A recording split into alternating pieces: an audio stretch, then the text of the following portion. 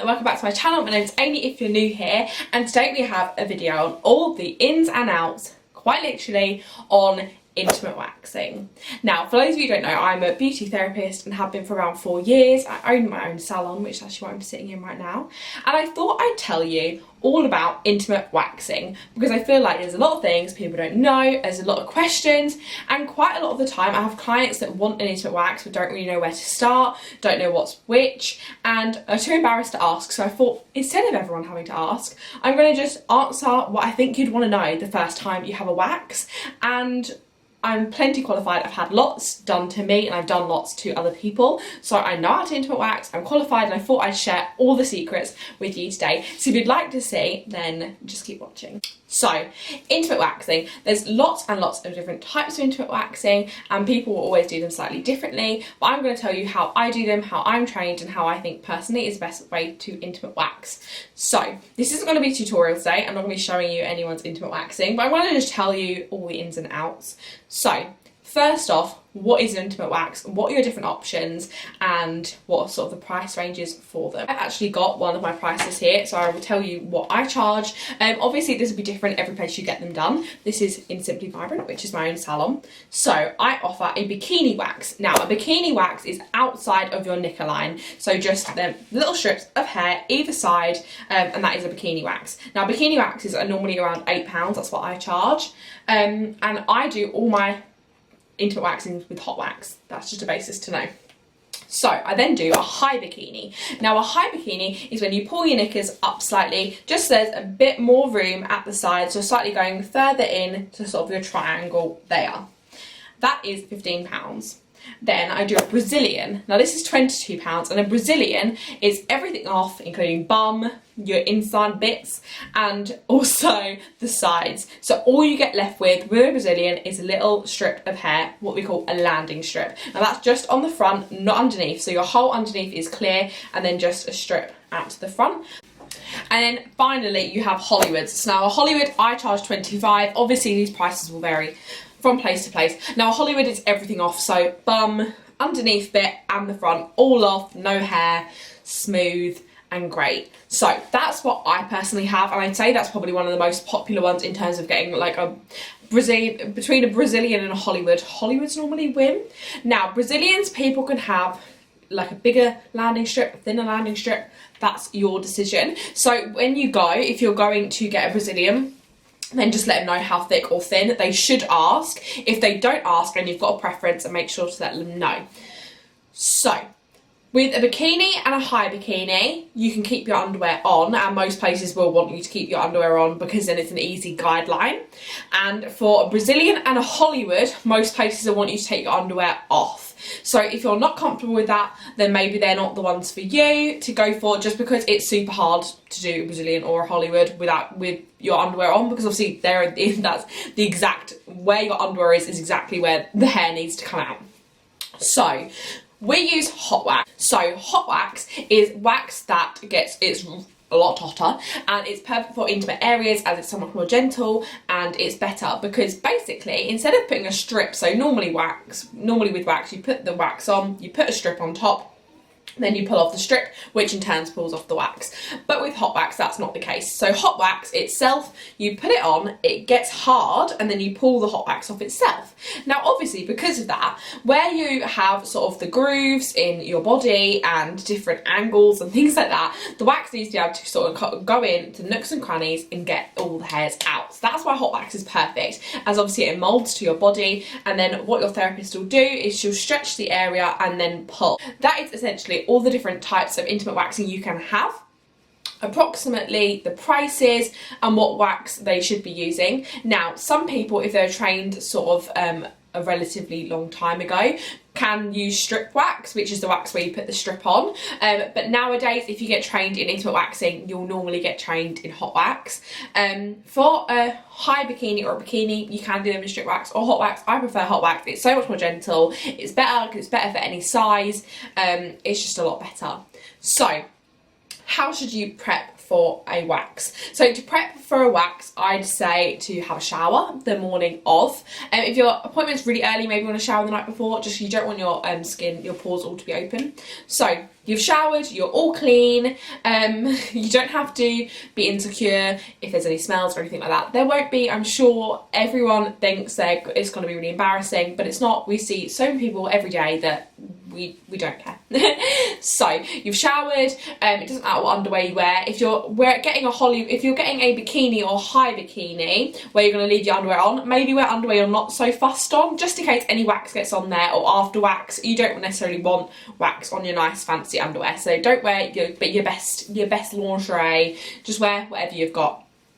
But also, if you do want a high bikini, maybe wear one you can pull up the sides. Don't wear something too tight where you can't pull it up, because just then you won't be able to get a good sort of higher up bikini line wax. So you've prepped, you've had a shower, you're nice and clean, you're not wearing your best underwear. So to book it in, you'll tell them what one you want. Obviously it depends if it's a salon, home salon, whatever. You'll go to the place. The therapist will probably ask you if you've had it done before and kind of prep you from what to expect. But what to expect? So, depending on what wax you're having, obviously, depends, as we've said, whether you keep your underwear off or on. But now you're going to be getting up onto the bed with your underwear off or on, depending on what you're getting done. So, for all types of waxing really, the best position to get into is to lay on your back. They'll normally put the bed up a little bit and then have frog legs, like your legs like this. So, this is your body, this is your area that's getting waxed, and your legs are like this, sort of bent and up beside you, sort of a frog position. Now this is the best way. Your skin's very taut, they can get to the areas where they need to get to, and also it means as I said, the skin's stretched and they can see all the hairs. That's the best position to be in. It's the most comfortable for you and it is the best one. So that's when they're doing all of the front section. That's how you'll probably be positioned. Hello, Editing Amy here. And then when they do your bum area, they should just get you to lay on your front, and then they'll just spread your cheeks. Don't go on all fours like some people tell you to, because if you laugh, the wax can go up your bum. And I can't put that any more bluntly, that's exactly what can happen. So just lay on your front and they may just get you to separate your cheeks, or they might do that for you. Different places have different ways, but that's how I do it and that's how I recommend. And then they'll put on some gloves. They will potentially wipe you down with some pre-wax that just cleans the area, make sure there's no oils or anything. Then they'll start waxing. So obviously depending on what wax you have, will depend where they start. But they'll apply the wax. If it's hot wax, they'll apply the wax, that'll set, and they'll pull it off. Now, the pain. This is what everyone asks me. They say, is it going to really hurt? They absolutely dread it. Now, a Hollywood, a Brazilian, anything like that, it's not going to be the most comfortable experience. You're not going to fall asleep. It's not going to be super relaxing, but it should be relatively quick. Now, in most salons, they'll allocate half hour. I wouldn't want to go anywhere that allocate any more, just because that is a long time to be sitting in pain, which inevitably you are.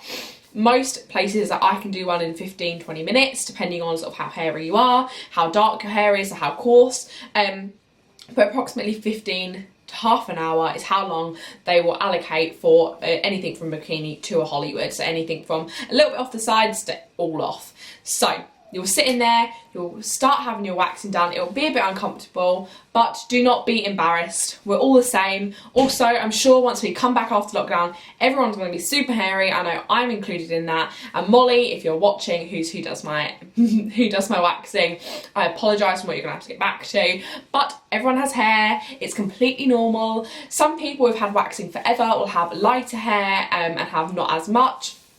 But if it's your first time and you are a bit hairier, then literally don't worry. We've seen it all before. We're trained for every eventuality. So you're fine. No matter how dark and coarse your hair is, it will be fine. And also, the more regularly you get it done, as I mentioned there, the sparser, the slower your hair will go back, the lighter your hair will become, and in general, how it will become less painful. Because if you imagine all of them things I just said, so you get sparser hair, your hair gets lighter and thinner, all of them things will equate for the waxing being quicker and easier to come out, so that's going to be less painful. So just know your first wax might be quite painful and you might think, oh, I don't know if I can do it again. But just remember, a year or two down the line, your hair will be so much sparser, and it's definitely a reason to get waxing, and that's exactly what I do. I also find I get less ingrown hairs and things like that when I get waxing done. I've noticed over lockdown where I've been shaving, I've been quite uncomfortable, and that is literally because I'm not used to shaving. I always get waxing. So on timings to get waxing done, it depends completely on you and your hair type and how quickly your hair grows, but about 5 to 6 weeks is perfect. So you want your hair to be about that long. Any shorter just might mean that it's quite hard to get all the hairs. So if your hair is a bit shorter, you can't expect the therapist to get all of your hairs out, just because if your hair is very short and you've shaved 2 days before, then that's not enough hair for the wax to grip onto. So you want to have a decent amount of hair. I'd say if you've been shaving, a 2 or 3 week hair growth will be fine, but once you start having regular waxes, because after you've had a wax, your hair does take about 2 weeks to grow back, which is amazing. So you're super smooth for 2 weeks, don't have to worry about anything, and then your hair will start growing back quite sparse, and also the good thing, it will all grow in the same direction, which is super handy. So it just means it looks generally tidier. So you'll come back every 5 to 6 weeks and have your waxing done, and it is amazing. As I say, your hair is sparser, it's lighter, and it just in general gets so much better as you go along. So the more often you have your waxing done, or the length of time you had your waxing done, definitely the better it becomes and the easier it becomes. So don't feel embarrassed, 1. 2, like, we're all the same down there, and we've seen it before. Your therapist won't remember you, so don't worry about that. So in terms of aftercare, you obviously will get told by your therapist, whoever's doing your waxing, what's the best thing to do. So again, like I said in my eyebrow video, sort of try not to have a super hot shower that day. If you need to have a shower, try and have a cooler shower, just to not aggravate the area, and don't go scrubbing down there the day of. So the day after, or the day after that, feel free to be showering as normal, as long as the shower gel you use is okay for sensitive areas. So anything like Femme Fresh is fine, just things that haven't got too much stuff in them. If they're overly scented or fragrance, then that's probably not the best one to go for, and not the best one to go for hands down anyway, even if you've not been having a wax, because it's not good to mess with the pH that you've got down there. So you stick with something neutral, and that is perfect for you. So the best way to not get ingrown hairs, this is also a top tip if you're shaving as well, no matter what you're doing for your hair removal, or even if you don't do hair removal, the best way to stop getting ingrown hairs is this is about 3 days after your waxing, and then that's sort of every 3 days you can do this. Get your loofah, your sponge, whatever. Obviously that's a bit rough in itself, so that's enough to be exfoliating. Put your Femme Fresh on, or your shower gel, that's fine to be down there, and just give a little scrub all over, and that will just really help reduce the risk of getting ingrown hairs. Having waxing done anyway reduces the risk from ingrown hairs, but if you're not used to sort of having your hair removed regularly, then you might experience ingrown hairs from now and then, and that's absolutely normal, it's absolutely fine. That's just unfortunately what being a human is. We get ingrown hairs sometimes, get little spots, but if you're doing that sort of once, twice a week, actually having an exfoliate, but obviously not using an exfoliator, then that's perfect, and that's the best way to sort of keep down there fresh. I think that's everything. I just wanted to kind of cover it because I know some people are really embarrassed about before getting a wax and don't really know what to expect. I hope this video kind of clears up what to expect, how much it is, what the different types are, because I know it's literally a minefield, and unless you're in it you probably don't know the different types. So they are the different types. That's all the way to getting yourself look very tidy down there. And to be fair, I think you feel so clean and tidy afterwards. If you haven't ever had a wax done before, maybe before you go on holiday, or if you've got an occasion coming up, treat yourself and do it. I know obviously at the moment we can't, with the salons are closed, but hopefully they'll be open soon, and we can all go get a wax and it'll be a joyous occasion. But if you did enjoy today's video, don't forget to thumbs up. If you have any questions at all, leave them below and I'll be sure to answer. Or if you don't want to put them in the comments, then just DM me on Instagram. My Instagram is just at Lorenz X, and it's linked below, so if you want to DM me directly, then feel free to. I also have linked below my beauty salon's Instagram, so Simply Vibrant's Instagram, which is my salon. So if you want to go follow there, and you can see update things on all the treatments I offer and things like that. So if you're in the Essex area and want a treatment done, then hit me up on there. But do subscribe if you want to see more. If you've got any requests for any other beauty treatments you kind of want to low down on, then just let me know. But I will see you in the next one. Bye!